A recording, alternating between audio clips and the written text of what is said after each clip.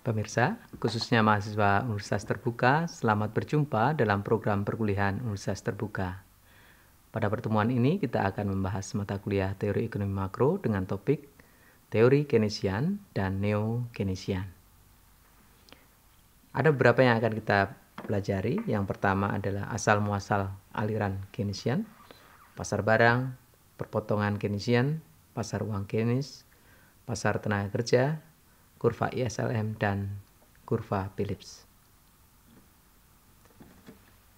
Tokoh yang pertama kali mengubahkan aliran Keynes ini adalah John Maynard Keynes. Pada tahun 1936 dalam bukunya yang terkenal yaitu The General Theory of Employment, Interest and Money. Keynes menawarkan cara baru dalam menganalisis perekonomian, berbeda dengan kaum klasik yang telah mendominasi pemikiran kaum ekonom beberapa waktu sebelumnya. Tren ekonomi makro dapat mempengaruhi perilaku individu di tingkat mikro. Demikian juga permintaan agregat sebagai faktor utama penggerak perekonomian, terutamanya ketika kondisi perekonomian itu sedang lesu, maka yang terjadi adalah bahwa agregat demand akan berimplikasi pada tingginya tingkat pendapatan dan tingkat pengangguran. Keynes juga menjelaskan bahwa mekanisme pasar itu tidak sepenuhnya bisa diandalkan karena perekonomian seringkali mengalami perubahan dari posisi keseimbangan. Ya. Mengapa hal ini terjadi? Karena rendahnya permintaan agregat. Oleh karena itu, campur tangan pemerintah menurut Keynes diperlukan dalam situasi ketika permintaan agregat itu rendah. Mengapa pemerintah yang diusulkan oleh Keynes untuk ikut campur tangan di dalam mekanisme pasar? Karena hanya pemerintahlah sebenarnya yang mampu untuk melakukan itu. Mengapa swasta tidak mampu? Karena dalam kondisi krisis ataupun resesi dan depresi, maka kondisi ekonomi tidak memungkinkan bagi perusahaan untuk berinvestasi, apalagi merekrut tenaga kerja, sehingga pemerintahlah satu-satunya yang bisa mengambil peran tersebut. Berikut ini kita akan membahas ada 3 jenis pasar yang diajarkan oleh Keynes, yaitu pasar barang, pasar uang, dan pasar tenaga kerja. Yang pertama adalah pasar barang. Permintaan barang tidak selalu sama dengan penawaran barang. Nah, hal ini disebabkan tidak semua pendapatan itu dibelanjakan atau dikonsumsikan, tetapi ada sebagian yang ditabung. Nah, tabungan itu tidak akan menambah permintaan secara efektif terhadap barang dan jasa kalau tabungan itu tidak segera diinvestasikan. Sehingga akan terjadi kelebihan stok barang atau produksi barang. Ya, sehingga penawaran lebih besar daripada permintaan. Nah, dampak dari ketidakseimbangan itu apa? Jika agregat supply itu lebih besar dibandingkan agregat demand, maka produsen itu akan mengurangi jumlah produksinya pada tahun berikutnya. Atau kemungkinan GDP akan turun pada tahun berikutnya. Nah, akibatnya tentu saja pendapatan, lapangan pekerjaan, konsumsi, investasi juga akan ikut menurun. Dampak berikutnya dari penurunan itu atau turunnya GDP atau pendapatan adalah harga-harga juga akan turun akibat turunnya permintaan. Nah, karena harga-harga itu tidak fleksibel, maka akan terjadi keadaan downturn. Ya. Ini tidak akan segera kembali. Jadi harga akan terus tidak terkoreksi sehingga resesi bahkan depresi akan dialami oleh perekonomian. Sebaliknya, jika terjadi agregat demand lebih besar dibandingkan agregat supply di dalam perekonomian, apa yang akan timbul atau dampak apa yang akan muncul? Nah, misalnya produsen karena optimis sehingga investasinya itu meningkat, maka permintaan agregat juga akan mengalami peningkatan. Nah, jika kapasitas produksi itu penuh, maka yang terjadi adalah tidak akan ada peningkatan produksi, dan produksi akan tetap atau bahkan berkurang, dan ketidakseimbangan ini akan kemudian ditransmisikan melalui inflasi.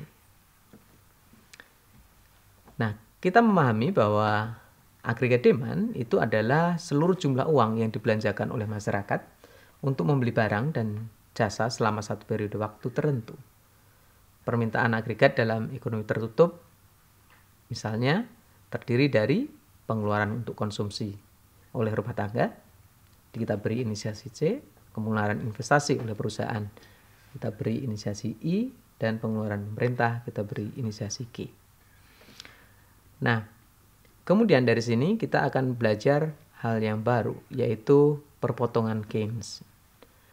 Nah, menurut Keynes dalam jangka pendek, pendapatan total perekonomian itu ditentukan oleh keinginan rumah tangga, kemudian perusahaan, dan juga pemerintah di dalam membelanjakan pendapatannya. Pengeluaran yang direncanakan oleh pemerintah maupun oleh rumah tangga dan perusahaan itu akan nilainya sama dengan GDP. Jadi, apa yang direncanakan oleh perusahaan, rumah tangga, dan pemerintah ini akan sama dengan GDP. Kita akan perhatikan bagian per bagian dari komponen itu. Yang pertama adalah konsumsi, itu tergantung pada pendapatan disposable atau pendapatan total dikurangi dengan pajak. Ya. Sehingga kita akan melihat perpotongan Keynes itu di dalam diagram yang dilihat berikut ini.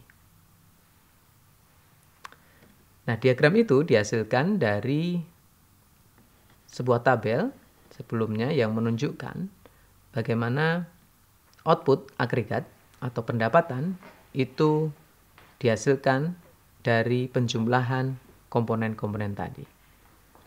Kita perhatikan di tabel berikut ini ada output agregat yang dihasilkan terdiri dari konsumsi agregat, investasi agregat, kemudian juga pengeluaran oleh pemerintah masuk di dalamnya, dan kita lihat di sini bahwa penjumlahan konsumsi dan investasi yang direncanakan atau agregat expenditure ini akan sama dengan besarnya pendapatan. Mari kita perhatikan keseimbangan yang terjadi.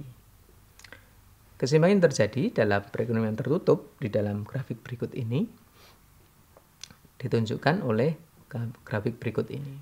Jadi jika di dalam suatu masyarakat ada total investasi sebanyak 25 misalnya, kemudian ada konsumsi, dan konsumsi itu memiliki fungsi, misalnya di sini konsumsi sama dengan 100 plus 0,75Y, maka digambarkan dalam garis yang berwarna biru, dan kita jumlahkan ini menjadi total agregat expenditure. Nah, total agregat expenditure ini kemudian dihubungkan dengan total pendapatan. Dan kita akan melihat bahwa ada kondisi equilibrium di mana total pendapatan sama dengan agregat expenditure. Tetapi ada juga kondisi di mana agregat expenditure itu melampaui atau bahkan lebih rendah. Nah, ketika besarnya pengeluaran agregat yang direncanakan itu lebih rendah dibandingkan besarnya pendapatan, maka kita melihat selisih yang terjadi ini akan menyebabkan kenaikan yang tidak direncanakan untuk berinvestasi, ya, misalnya karena penurunan jumlah outputnya. Sebaliknya, ketika jumlah pengeluaran agregat itu melampaui pendapatan, maka di sini output akan meningkat di situ. Sehingga kita melihat bahwa nantinya menuju pada titik equilibrium, yaitu bahwa agregat expenditure sama dengan pendapatan. Nah, kita akan berganti ke pasar yang berikutnya, yaitu pasar uang. Pasar uang menurut Keynes itu adalah pertemuan antara permintaan akan uang dan penawaran akan uang. Nah, permintaan akan uang adalah semua kebutuhan masyarakat akan uang yang tunai untuk menunjang kegiatan perekonomian. Sedangkan jumlah uang yang ditawarkan adalah jumlah uang yang disediakan oleh pemerintah dan bank-bank yang ada di dalam perekonomian, yaitu semua uang kartal maupun uang giral yang beredar di situ. Nah, saudara-saudara, sumber permintaan uang itu bisa dibagi dalam 3 motif ya. Ada motif untuk transaksi, motif untuk berjaga-jaga, dan motif untuk berspekulasi. Dan ini juga akan memang mempengaruhi permintaan uang yang ada di dalam perekonomian. Gitu. Nah, permintaan uang untuk bertransaksi di dalam perekonomian itu ditentukan oleh volume output yang ditransaksikan, yaitu GDP real, dan tingkat harga umum. Nah, Keynes ini berbeda dengan klasik, ya, bahwa permintaan uang untuk berjaga-jaga itu menurut Keynes relatif kecil, ya, dan dalam analisis bisa diabaikan. Oleh karena itu, hanya 2 yang kita perhatikan, yaitu kebutuhan untuk transaksi dan kebutuhan untuk berspekulasi. Nah, permintaan untuk spekulasi memang inilah yang membedakan teori Keynes dengan teori kuantitas yang dikemukakan oleh Irving Fisher di situ. Nah, caranya kita akan lihat bagaimana perbedaannya adalah untuk tujuan memperoleh keuntungan,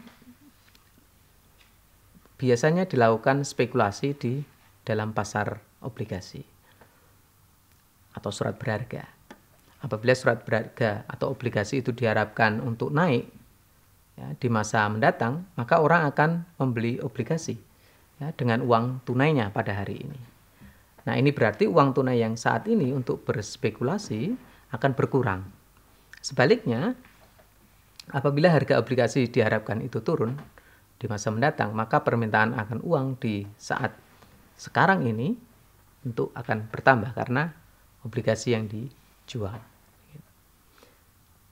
Nah, demikian hubungan antara obligasi, harga obligasi dengan tingkat bunga akan menjembatani nantinya bagaimana kedua pasar ya, antara pasar barang dan pasar finansial itu akan nantinya terkait ya.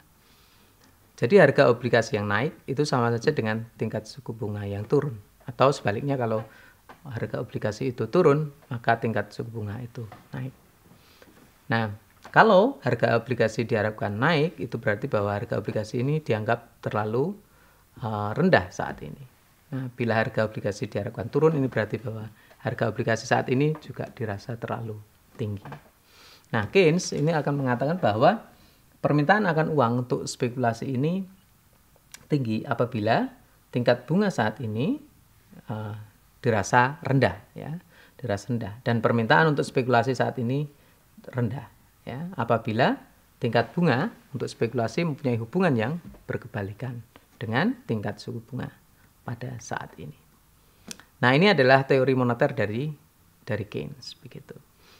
Mari kita perhatikan keseimbangan pasar di pasar uang yang dikemukakan oleh Keynes. Di dalam grafik berikut ini, kita melihat bagaimana keseimbangan terjadi. Jadi, kurva penawaran uang itu ditunjukkan dengan kurva yang vertikal, sejajar dengan sumbu vertikal. Kemudian permintaan uang ini ditunjukkan dengan kurva yang lengkung merah yang menunjukkan permintaan uang di masyarakat. Nah, perpotongan antara permintaan dan penawaran uang inilah kemudian menghasilkan harga di pasar uang, yaitu tingkat suku bunga. Nah, bagaimana tingkat suku bunga ini bisa menghubungkan antara pasar barang dengan pasar uang? Tingkat bunga itu merupakan penghubung utamanya ya, antara pasar uang dengan pasar barang. Kenapa? Karena ketika tingkat bunga itu akan menentukan seberapa besar investasi yang akan dilakukan oleh perusahaan, oleh investor. Ketika suku bunga itu tinggi, maka orang akan cenderung tidak melakukan investasi yang besar. Tetapi bahwa ketika tingkat suku bunga itu rendah, maka investasi akan semakin tinggi, dan berarti ketika investasi tinggi, maka produksi akan bertambah, jumlah barang dan jasa bertambah di dalam masyarakat, dan itu berarti pasar barang akan terpengaruh. Nah, bagaimana halnya dengan instrumen yang lain yang menghubungkan antara pasar barang dan pasar uang? Menurut Keynes itu ada harga dan kuantitas output. Itu juga akan menghubungkan. Karena ketika harga dan kuantitas output yang ada di pasar barang itu mengalami perubahan, itu akan berimplikasi pada optimisme dari para pelaku bisnis, ya, investor, perusahaan, dan mereka ketika itu akan bisa meningkatkan permintaan terhadap uang, ya. Karena jumlah pendapatan yang mereka dapatkan bahkan juga oleh rumah tangga semakin meningkat, sehingga permintaan terhadap uang tinggi, dan kalau permintaan uang meningkat maka tingkat suku bunga akan bergerak di situ. Inilah kedua hubungan antara pasar uang dan pasar barang yang bisa dijembatani oleh tingkat suku bunga dan harga serta kuantitas barang. Bagaimana dengan teori Keynes di pasar tenaga kerja?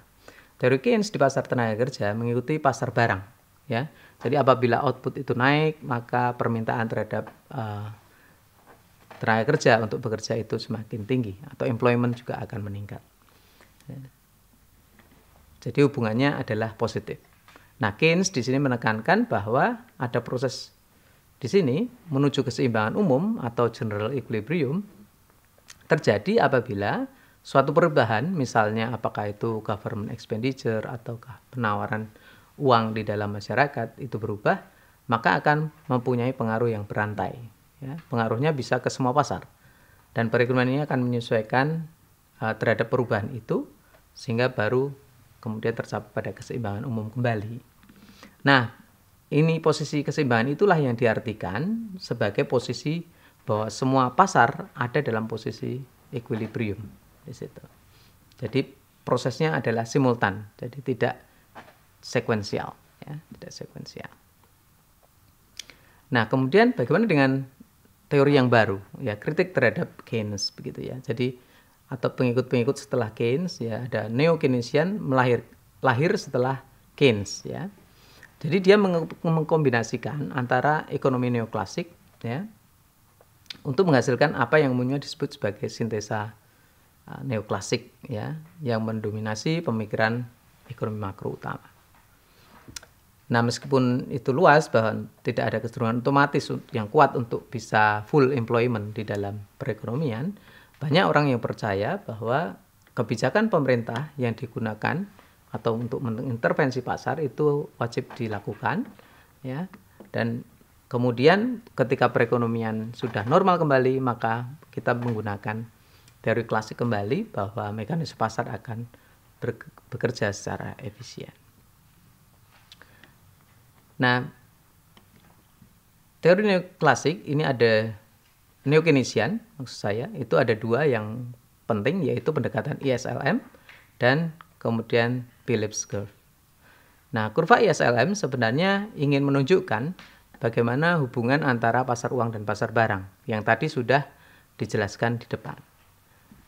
Bagian yang terakhir adalah Phillips curve, di mana bagian ini juga menjadi bagian penting dari teori neo-Keynesian. Phillips curve itu menghubungkan antara tingkat pengangguran dan tingkat inflasi. Hubungan yang terjadi menurut penelitian yang dilakukan oleh Phillips di Australia itu menunjukkan hubungan yang negatif, ya. Jadi semakin tinggi tingkat pengangguran, inflasi akan turun, atau ketika tingkat pengangguran kecil, maka inflasi tinggi. Tetapi bahwa karena dibatasi oleh waktu, maka bisa terjadi di suatu negara pembuktian terhadap Phillips curve sudah dilakukan dan menunjukkan teori yang sebaliknya, bahwa ketika terjadi pengangguran yang tingkat pengangguran tinggi, tingkat inflasi juga tinggi. Dan ini tidak bisa dijawab oleh kaum neoklasik begitu. Mengapa terjadi fenomena seperti itu? Dan ini menjadi perdebatan yang luar biasa. Baik pemirsa, jadi pertemuan kita kali ini sudah melihat bagaimana teori Keynes dan neo-Keynesian. Semoga apa yang kita pelajari pada kali ini bisa bermanfaat bagi Anda. Selamat belajar dan sukses selalu.